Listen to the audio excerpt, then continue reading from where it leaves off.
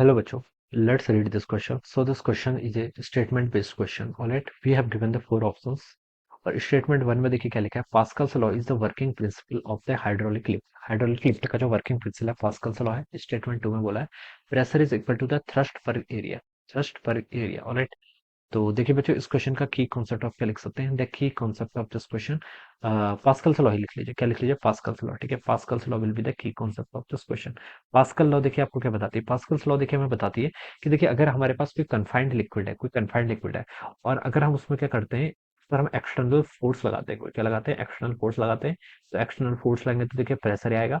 तो उसके कारण देखिए जो आपका प्रेशर ट्रांसमिट होता है वो क्या होता है, आपका इक्वली ट्रांसमिट होता है इन द होल लिक्विड। जो आपका होल लिक्विड में क्या होगा, आपका प्रेशर क्या होगा, आपका इक्वली क्या होगा, आपका ट्रांसमिट होगा। ये हम बता सकते हैं।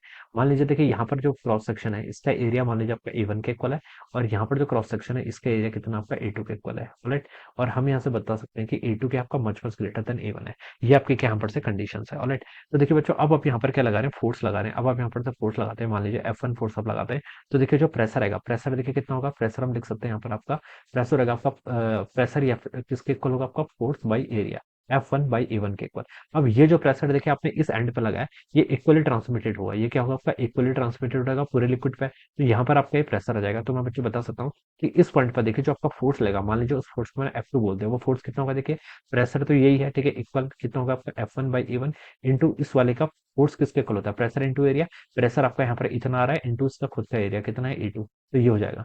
तो यहाँ से हम देखिए F2 को क्या लिख सकते हैं, F2 हो जाएगा यहाँ से आपको F1 टाइम्स A2/A1। अब देखिए बच्चों F1 भले ही आपका बहुत स्मॉल क्यों ना हो, लेकिन A2 तो आपका बहुत लार्ज है। A2 अगर बहुत लार्ज है तो F2 की वैल्यू क्या होगी, काफी लार्ज होगी। तो इसलिए हम क्या करते हैं, इस प्रिंसिपल का क्या करते हैं, यूज करते हैं हाइड्रोलिक में, पास्कल्स लॉ का यूज करते हैं। ठीक है, तो यही इसकी एप्लीकेशन है। क्वेश्चन बोला था कि स्टेटमेंट वन है pascal law is a working principle of hydraulic lift. तो बिल्कुल करेक्ट है, हाइड्रोलिक लिफ्ट में देखिए हमने पास्कल्स लॉ का यूज कर रखा है। ठीक है, तो वन स्टेटमेंट तो बच्चों आपका बिल्कुल करेक्ट है।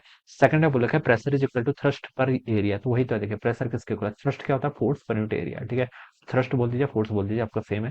तो बच्चों सेकंड स्टेटमेंट भी क्या हो जाएगा, आपका बिल्कुल करेक्ट है। तो फर्स्ट स्टेटमेंट भी करेक्ट है, सेकंड स्टेटमेंट भी करेक्ट है, और कैसे करेक्ट है वो भी हमने बता दिया। बच्चों उसका राइट ऑप्शन क्या होना चाहिए, फर्स्ट ऑप्शन होना चाहिए। So we can say that option one will be the right answer of this question. Option one क्या होगा, इस क्वेश्चन का आपके यहाँ से करेक्ट आंसर होगा। So this should be the answer of this question. So I hope you all understood this concept. All the best and thank you so